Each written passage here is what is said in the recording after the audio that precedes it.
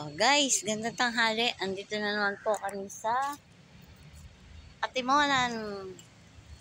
Atimonan Sigsag Park. Alam mo, maganda lang sa may ano. Yung akyat doon. Doon maganda best. Tayo akyat doon. May mga bayan, yung hagdanan. Kung anong bayan yan. Tara, tawid tayo. Nakakahinga naman kung akyat. Sunod na lang ulit. Doon tayo. Ay, andito po kami ngayon. Sa ano?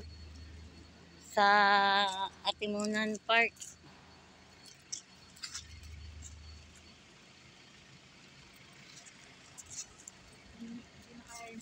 Ang laki ng mga puno dito, oh. Ito po ay ano, panahon pa ng mga lolo namin ang mga puno dito. Oh. Yung iba nga po yung nangatumba na. Yan. Ito maganda sa kaya Kalabaw. May unggoy baga dito. Hindi yun lumiuna. Ano pa na? Ha? Kuya Ed, may unggoy nga dito. Meron sa umaga. Ito ba yung paakyat sa pinagbanderahan? Oo. O dito po ang daan ang papunta sa pinagbanderahan. Ano yun? Unggoy. Nasaan, sir? Kailangan may pagkain ka. Bawal magbahog sa umbay. Ayun nun, ayun sa puno, ang unggoy. Ayun. Yung nagalaw na yun.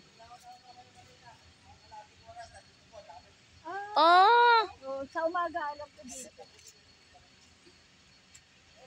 Nababa talaga sila, ano? Naghahanap po kami ng unggoy.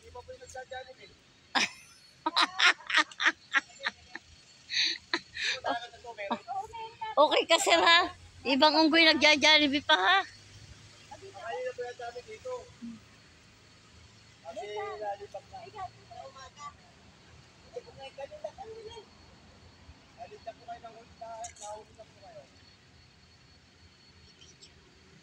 Ito yung ilaga ang sa Makonda.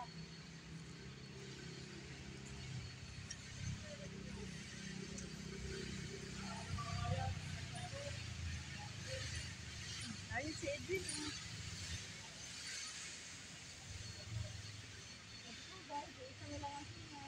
Itong kalabaw namin, isa na lang ang sungay, oh.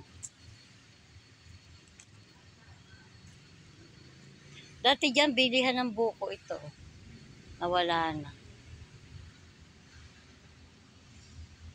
Talagang ano, talagang tahimik dito, eh, no?